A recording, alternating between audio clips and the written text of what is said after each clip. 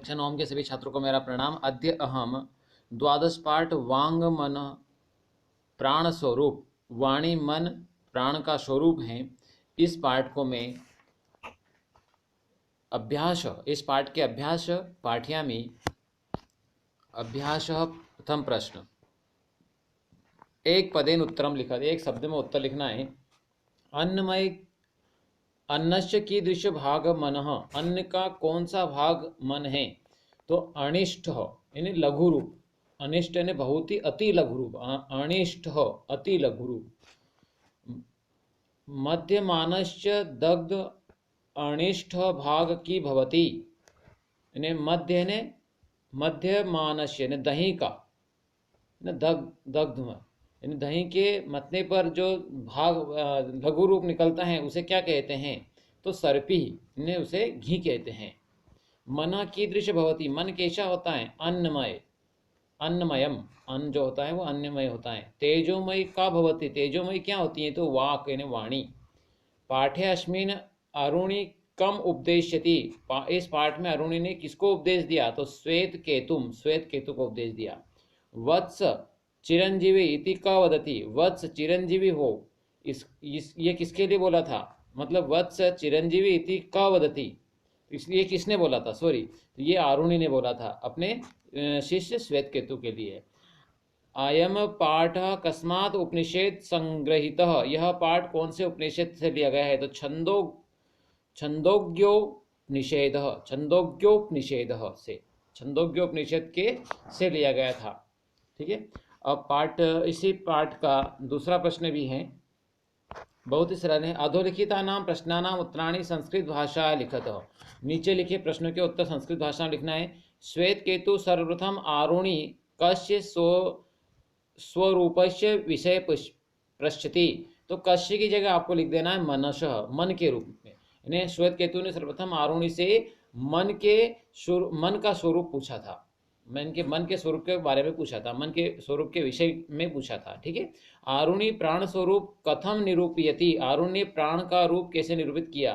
कथम, अब कथम को नहीं लिखना, सीधा उत्तर लिखोगे जब आपको लिखना है आरुणि प्राण स्वरूप निरूपयति, और यह प्रश्नवाची चिन्ह हटाने के बाद में यहाँ योजक चिन्ह जरा से दिख रहा है, ऐसा लगाना। पिता नाम अपाम योनिष्ठ स प्राण, सह प्राण, सह प्राण निरूपियत है ना, सह प्राण, ऐसा उसको बताना है। मानवानाम चेतसी कीदृशानि भवन्ति, कीदृशानि की जगह आपको लिखना है अन्नानुसारम, मानवानाम चेतसी अन्नानुसारम भवति, भवन्ति ऐसा बताना है। यानी मानव की जो चेत बुद्धि है, मतलब मन है, वो किससे होता है? तो अन्न के अनुसार होता है। यथा अन्न तथा मन, जैसा अन्न खाते हैं वैसा ही मन होता है, इसलिए हमेशा हमें अच्छा अन्न खाना चाहिए, है ना। सर्पी किम भवति, सर्पी क्या होता है? मतलब घी क्या होता है, कैसे होता है? तो मध्य मानस दध्न अणिमा, कहने का अर्थ है दही के मथने पर जो लघु रूप आता है उसे घी कहते हैं। तो किम भवन्ति के सर्पी किसका रूप होता है? तो दही का छोटा रूप होता है। आरुणे मतानुसार मन कीदृश भवति, आरुणि के अनुसार मन कैसा होता है? तो आरुणि मतानुसार मन अन्नमय भवति, अन्न जैसा होता है। ठीक है। इस प्रकार से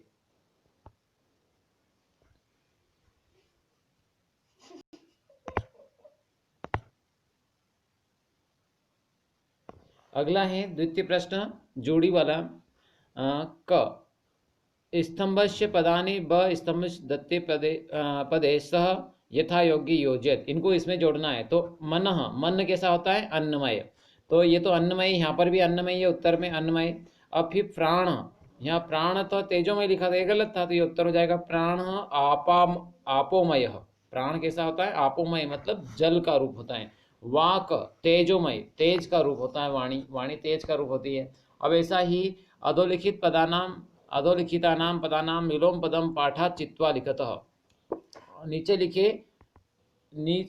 लिखे जो पद हैं इनके विलोम लिखना है। गरिष्ठ, गरिष्ठ है ना मोटा भोजन, तो अनिष्ट है ना बारीक, गरिष्ठ है ना पचने वाला। ठीक है। तो अनिष्ट मतलब कठोर, गरिष्ठ है ना कठोर, हार्ड, जिसको बोलते हैं। और अनिष्ट यानी लघु, मतलब बहुत ही बारीक, लघु रूप। फिर अधः यानी अधः यानी नीचे, ऊर्ध्वा मैंने ऊपर। फिर एक बार मैंने एक बार, भूय मैंने बार बार, अनेक बार, ठीक है। किन अवनधितम, अवनिधितम और अनधितम। अवनधितम मैंने स्वीकार न करना, अनधितम मैंने स्वीकार करना। किंचित थोड़ा, सर्वम किंचित ने थोड़ा, सर्वम मैंने बहुत, अधिक। इसी प्रकार प्रश्न क्रमांक 3 आपको पढ़ना है। इसमें उदाहरण अनुसृत्य निम्नलिखितेषु क्रियापदेषु तुमुन प्रत्यय योजित्वा पद निर्माणम कुरुता। तुमुन प्रत्यय का कारण है पद बनाना है। तो श्रुधन तुमुन बराबर श्रोतुम, वंद धन तुमुन बराबर वंदितुम, पठ धन तुमुन बराबर पठितुम, क्रीधन तुमुन बराबर कर्तुम, विधन ज्ञाधन तुमुन बराबर विज्ञातुम, और विधन आधन ख्याधन तुमुन बराबर व्याख्यातुम, बराबर व्याख्यातुम। इस प्रकार से आपको इनको करना है ध्यान से। प्रश्न क्रमांक 4, अब इसमें क्या है, प्रश्न क्रमांक 4 में भी बहुत सरल है। इसमें देखना, अहम किंचित प्रष्टुम, इक्ष लट लकार लिखना है। तो लट लकारे में इक्ष इच्छामी, अहम लिखा है उत्तम पुरुष, तो यहाँ इच्छामी, इक्ष का इच्छामी हो जाएगा। मन अन्नमय, भू धातु है लट लकार, तो मन अन्नमय भवती, भू का क्या हो जाएगा भवती, ये भवती हो जाएगा, और यहाँ ऊपर इच्छामी हो जाएगा। फिर सावधानम, श्रु लोट लकार में लिखना है, तो श्रृणु, लोट लकार आज्ञा, सावधान होकर सुनो। तेजस्विना, तेजस्विनावधितम, अस लोट लकार लिखना है, तो अस्तु, अस्तु हो जाएगा। श्वेत केतु आरोणी शिष्य, अस लंग लकार, तो आशित हो जाएगा, क्या हो जाएगा आशित हो जाएगा, ठीक है। ये यहाँ पर जो है अस का आशित हो जाएगा, ये भरना आपको। इसके बाद प्रश्न क्रमांक 5वां, उदाहरणम अनुसृज्य वाक्य रचियत। उदाहरण के अनुसार वाक्य रचना है। अहम स्वदेशम सेवितुम इच्छामि, अहम स्वदेशम सेवितुम इच्छामि, अपने देश की सेवा करना चाहता हूँ, है ना। तो इसमें इस प्रकार, अहम शिष्यम उपदेश्यामि, मैं शिष्य को उपदेश देता हूँ। अहम गुरुम प्रणमामि, मैं गुरु को प्रणाम करता हूँ। अहम छात्रम अज्ञापयामि, मैं छात्र को आज्ञा देता हूँ। अहम गुरुम प्रक्षामि, मैं गुरु से पूछता हूँ। अहम सत्यम अवगच्छामि, यानी अहम सत्यम अवगच्छामि, मैं सत्य ही आता हूँ। प्रश्न क्रमांक 6, संधि कुरुता, संधि करना है इसमें। असित्य अन्नस्य, अब असित्य अन्नस्य की संधि जोड़ कर लिखना है। तो यहाँ पर लिखी हुई है असितस्यान्नस्य, फिर इति धन अपि धन औधार्यम, इसका इत्यप्य औधार्यम, फिर का धन इयम, ये हो जाएगा केयम, क्या हो जाएगा केयम। इसके बाद में नवधन अधितम, नावधितम, नावधितम, फिर भवति धन इति बराबर भवतिति, ठीक है। अब ये प्रश्न क्रमांक ख है। इसमें स्थूल पदान्य अधिकृत्य प्रश्न निर्माण कुरुता, ये जो स्थूल है रेखांकित शब्द है, इनको आधार मानकर प्रश्न निर्माण करना है। तो मध्य मानस्य की जगह आपको लिखना है की दृश्य, ठीक है। बाकी वैसा वैसे लिख के प्रश्नवाची चिन्ह लगाना है। फिर भवता की जगह आपको लिखना है केन, भवता ने आपके द्वारा, तो केन ने किसके द्वारा। फिर ये श्वेत केतु की जगह आपको लिखना है कह, क्या लिखना है श्वेत केतु की जगह आपको कह लिखना है। फिर वाग विषय की जगह आपको लिखना है किम, ठीक है। इस प्रकार से ये कीदृश दग्ध अणिमा ऊर्ध्व समुदिश्यति प्रश्नवाचक हो जाएगा। केन धृतोपनिषद रहस्य व्याख्याताम प्रश्नवाचक। आरुणिम उपगम्य क अभिवाद्यते, फिर श्वेत केतु किम पृच्छति, इस प्रकार से ये प्रश्नवाचक बन जाएंगे। फिर अगला है पाठ से सारांश पंच वाक्य लिखत, पाठ के सारांश में 5 वाक्य लिखना है। तो इसमें मन अन्नमय अस्ति, प्राण आपोमय अस्ति, वाक तेजोमय अस्ति, मानव यादृश अन्न अधिक गृह्णाति तस्य चरित्राधिक तादृशमेव भवति, इन मानव जैसा अन्न खाता है वैसे ही उसका चरित्र बनता है। आरुणि श्वेत केतुम वांग प्राण स्वरूप सम्यक उपदिष्टवान, वारुणी ने श्वेत केतु को वांग प्राण स्वरूप, वाणी और प्राण के स्वरूप में ठीक से बताया, उपदेश दिया, ठीक है।